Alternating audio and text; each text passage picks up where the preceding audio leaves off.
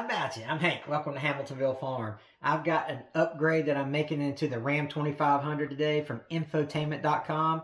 I'm going to be digging it. I'm going to take you along as I install my new upgrade.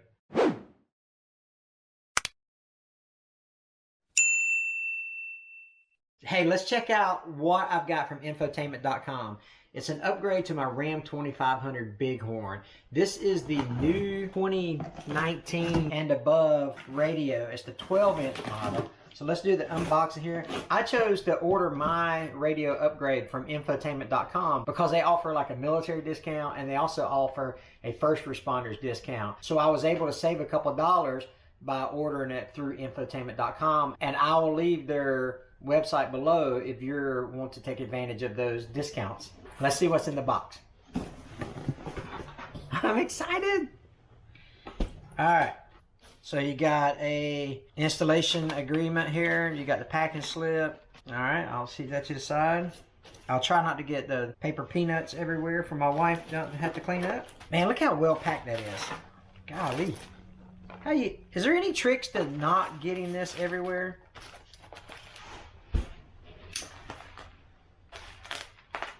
Let's see what's in this box here. This is the brain of it. You have to replace the factory one, and it just slides right in. So let's take a look at this. So this is the brain that you're going to, look, it's got a little code for your anti-theft. And then here's what the back of it looks like. You'll plug in your modules here, your different cables and whatnot, all color coded. And I'll show you this when we get in back of the truck. Now let's see what else is in the box. It's a big old doggone thing. I'll try to do it my best without getting these everywhere. Backside. Uh-oh. So here's the Mac Daddy. Man, look at that. I can't wait to open it. Hold on. It's like Christmas. Christmas in August. Be really careful not to scratch anything while I cut this open. Inside here you have the wiring harness with some extra clips in it, so we'll save those off to the side. Look how well packaged this is. So far so good, infotainment. Again, the reason I went with infotainment, I like supporting businesses that offer discounts to military and first responders. Kind of take care of those guys, and as a retired military guy, I appreciate that. Alright, you ready for the big reveal? Psych. Let's see what this is. Should you keep that on there until? Yeah, I will, but I'll show the screen right quick. There you go. Wow, look at that. Look at that thing. That's insane. Ain't that cool? Alright, let's put that back on to keep it protected. Oh, it even has your little... Yeah. Alright, I'll set this off to the side. Alright, now let's talk about some of the guts of this thing. They're going to give you a couple extra screws to mount in. This is a wiring harness, VDS. I think it's a VDS cable. This is a wiring harness that you're going to plug in. And I'm going to explain step by step how to put this in. This is a security bypass. This is probably going to be the most difficult thing to put on because it goes behind the instrument cluster on the dash. So we'll have to remove the dash, speedometer, tachometer cluster, and put this on there just so we can use this, which is the OBD Genie that programs the new radio into our truck. Enough talking about it, right? Let's get this thing installed and see how it looks in the new Bighorn. What I like to do before I work on anything electrical in the truck is take off the negative side of the battery. I'm going to use a 10mm for that.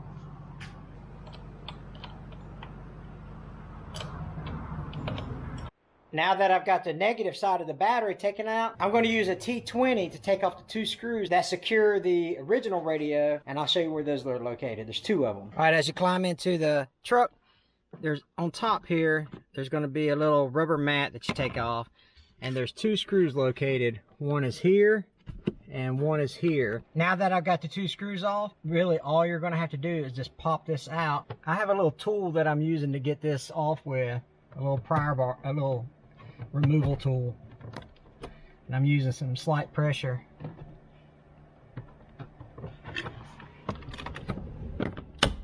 You can hear it. It's always scary doing this part.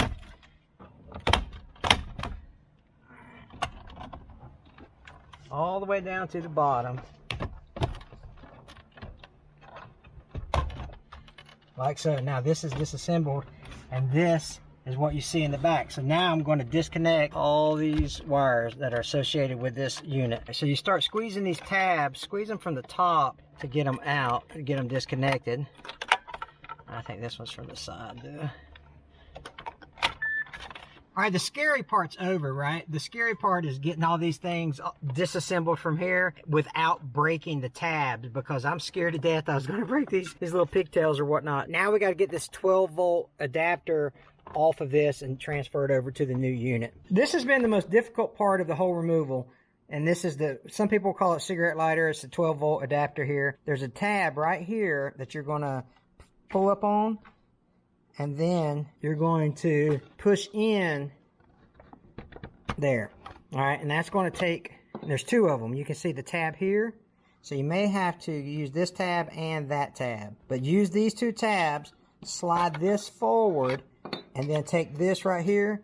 Then you're able to squeeze it together and pull it out, like so. The next step is to remove the controls that are on the bottom of this. And this is a T15 screw that you take off here. There's two of them. There's one here and one there. So let me go ahead and remove those now. Make sure you save these screws because you're going to use them again. There's tabs up front here that you push in. So you like that. And then there's tabs on bottom as well. So you pull these out with your thumbnail or whatever. There's two of them located here. And then that slides out. Now I've got my trailer brake control and my unit that I'm going to transfer over to the other radio. So I take my unit that I just removed, fits right in this empty slot here. You hear it click, and now I'll secure it. Make sure you don't scratch the front of your brand new radio. All right, just make sure it's nice and snug. You don't have to torque them to 150 foot-pounds or nothing like that. Just make sure it's nice and snug. And then once you're through, let's take a quick look at the front just to make sure that there's no gaps or it looks nice and clean inside the housing. So it looks good. Now that we've got our trailer brake control in, we're going to put our 12-volt system adapter in here. It simply slides in, and you should be good to go. Just like so. Now here's your wiring harness that you're going to put back in here. So you put the big Mac Daddy here in the middle, and then you take the red and you connect to the red here. Make sure I can do that. You got a gray that goes into this puppy down here. It's a USB like so, and then you've got this white one that the white one goes up here. Sorry. All right, so now that's connected. So now I've got a little more to connect here. This is your LVDS cable. It goes into this bottom right hole here, and it travels and connects to the actual unit itself here. This is they sent this cable. They sent this wiring harness. So it plugs in here, and then this is part of the vehicle wiring harness.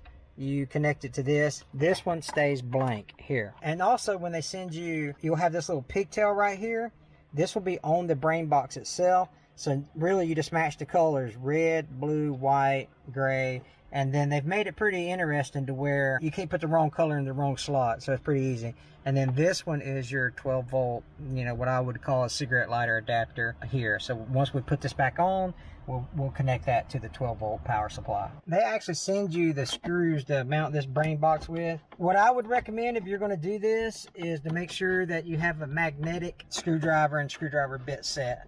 Once we've got the radio wired up the way we want it, now I can start taking off. You really need a pry bar of some sort to take this bezel off here instead of a screwdriver. But it's just simple clips. And you just work your way around very gentle. Like so. And this whole bezel just comes off and you set it to the side. Once you get this bezel off, there's a piece over here on the left side. It looks like this. It's just 2 pins. And then around your push button start, you pull it out. You just set it off to the side. Again, it's just pinned in there. Again, it's the scariest part for me is pulling it off because, man, I'd hate for one of those tabs to break. Well, now you have access to some screws. You got this screw here, and then there's one just like it on the other side. You got to remove them 2 screws. You take this screw out here. These are 7mm. That's what size. If you've got a 2500 and you're doing this, 7mm screws for these 2. All right, there's 2 screws behind the shroud that you got to get to as well.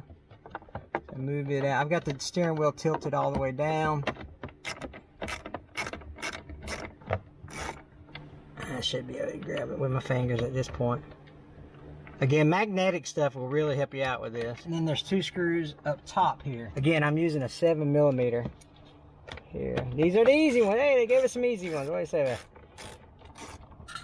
Once you get the screws removed, simply pull the dash out, or the instrument cluster, set it off to the side. You're going to look for the bypass security gateway now. This is the security gateway bypass that they send you, and it's located back there. Can you see those wires, those different colored wires back there where this pigtail goes off? That's where you're going to reach in there, pull those out, put the bypass on. Kind of tricky to get in there, but I believe you can get it. I believe you can get in there if you try hard.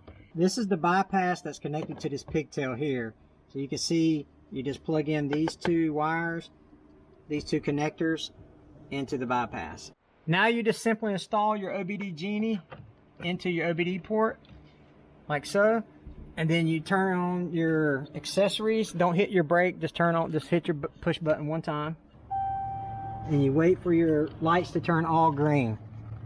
Once we get all this buttoned up, now all we have to do is add the dash trim pieces.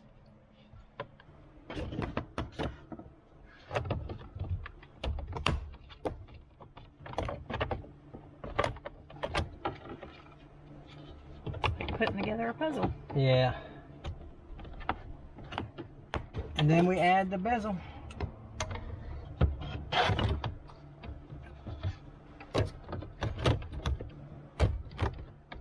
Okay, now what we're going to do is actually plug the 12-volt power supply back in it and start popping this big dash into it.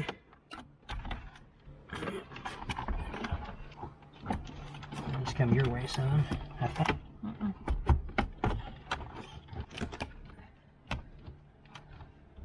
Alright.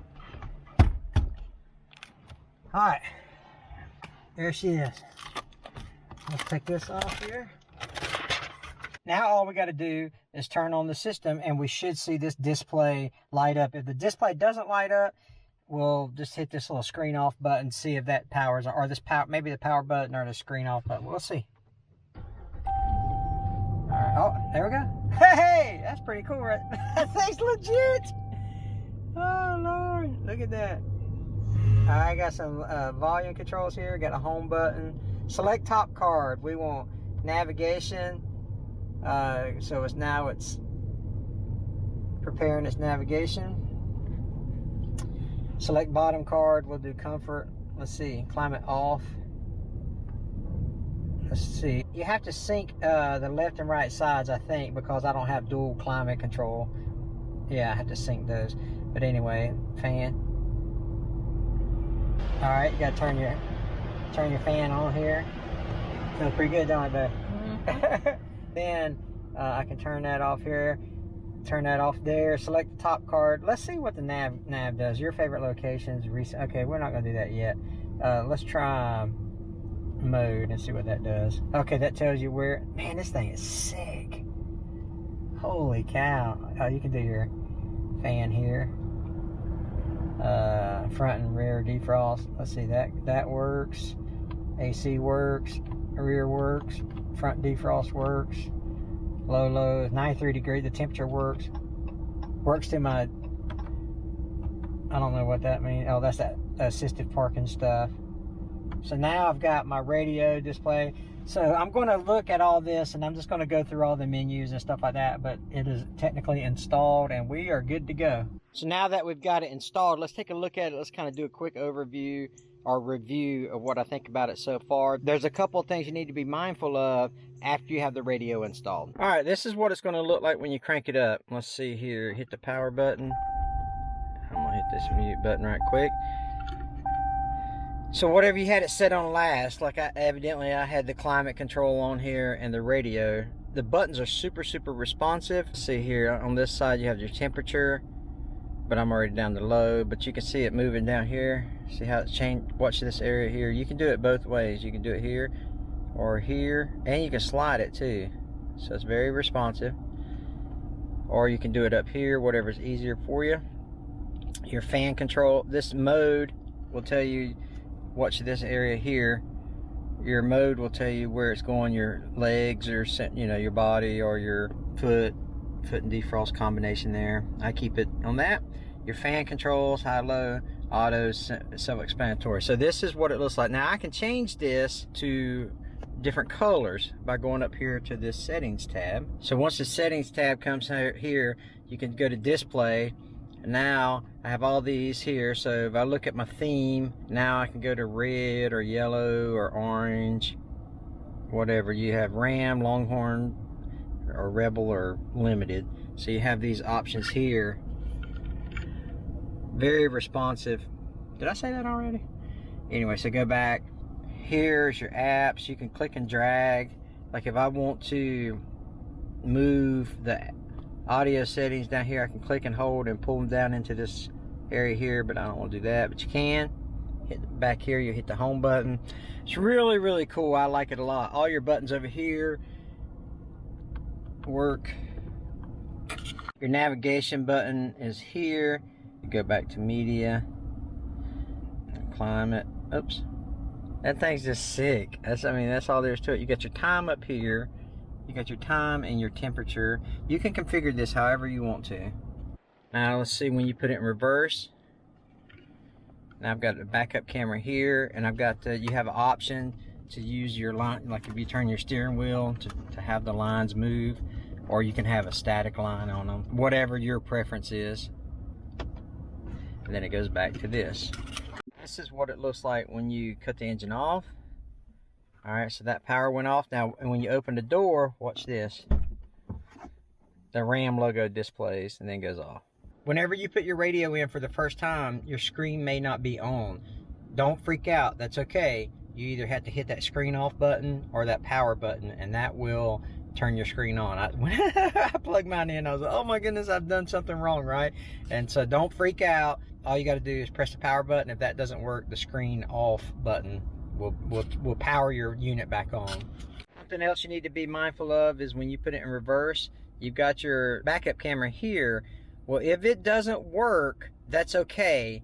You have to cycle through it a couple of times. So when I first installed the radio and I backed out of my pole barn, the backup camera didn't come on. So I cut my truck off, looked at it again, didn't come on.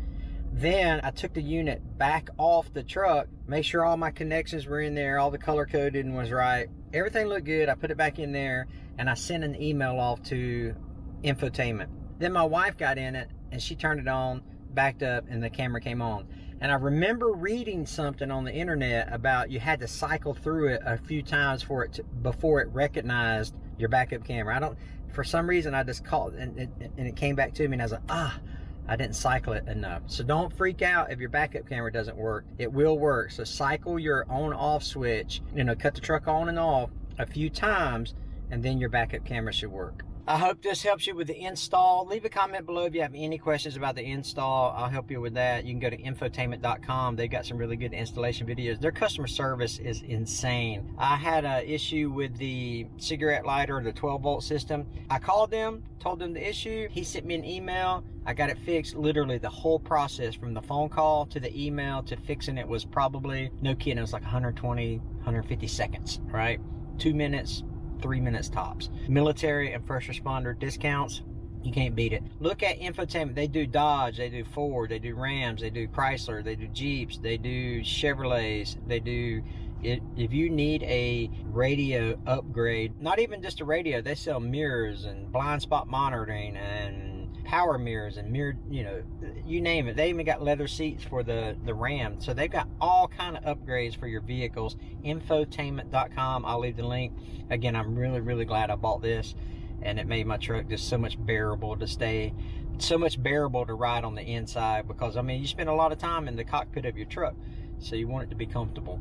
Hey, I appreciate you guys watching. Right here is going to be a little white button, subscribe. We'd appreciate that. Underneath here is where I put the trailer hitch on the Ram 2500. Go check that video out. That's a simple process too. You guys take care.